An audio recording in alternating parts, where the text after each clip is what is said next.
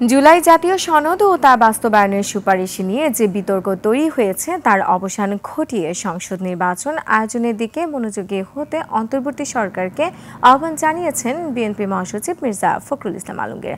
তিনি বলেছেন, সমস্যাগুলো সমাধান সরকারকেই করতে হবে।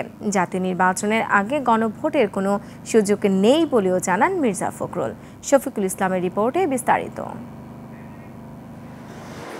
ইঞ্জিনিয়ার্স ইনস্টিটিউটে গণসংহতি আন্দোলনের পঞ্চম জাতীয় সম্মেলন। অংশ নেন বিভিন্ন রাজনৈতিক দলের নেতারা। মানুষের সমস্যার সমাধানই হবে রাজনীতির কেন্দ্র। আলোচনায় গুরুত্ব পায় ঐক্যমত্য কমিশনের সুপারিশ ও জুলাই সনদ সহ জাতীয় নির্বাচন। ঐক্যমত্য কমিশনে আমাদের যে চুক্তি বোঝাপড়া, দুর্ভাগ্যজনকভাবে ঐক্যমত্য কমিশন তারা সেই পথে তারা হাঁটতে পারেনি। জুলাই সনদ সংশোধন করবার অধিকার সই করবার পরে কেউ তাদের দিয়েছে গায়ের জোরে, মূর্খের মতো, না বুঝে যা ইচ্ছা তাই তারা কাজ করছে। অন্তর্বর্তী সরকারের বিভিন্ন কার্যক্রমের সমালোচনা করে তারা বলেন, জনগণের ইচ্ছার বাইরে সরকার কোনো সিদ্ধান্ত নিলে সংকট বাড়বে। জনগণের নির্বাচিত পার্লামেন্ট ছাড়া সংবিধান বদলে না। জনগণের নির্বাচিত পার্লামেন্ট ছাড়া কোনো সংস্কার স্থায়ী হয় না, টেকসই হয় না।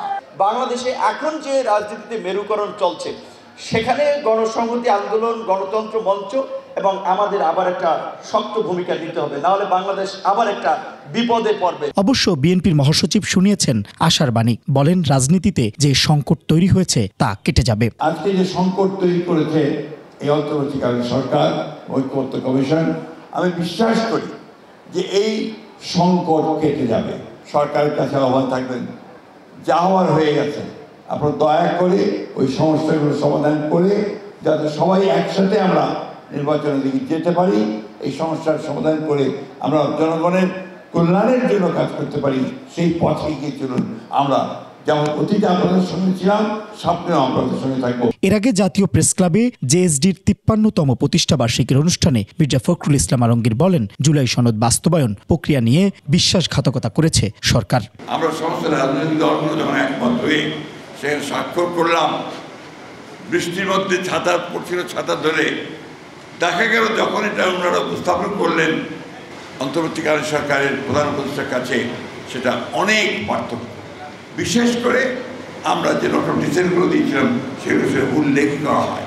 আলাদা করে গণভোট আয়োজনের সুযোগ নেই বলেও জানান মির্জা ফখরুল। নির্বাচনের দিনই গণভোট হবে, সে কথা আমরা পরিষ্কার করে বলেছি। সেখানে দুটো ব্যালট থাকবে, একটি ভোট গণভোটের জন্য, আরেকটি হচ্ছে জাতীয় সংসদ নির্বাচনের জন্য। শফিকুল ইসলাম, 21 টেলিভিশন, ঢাকা।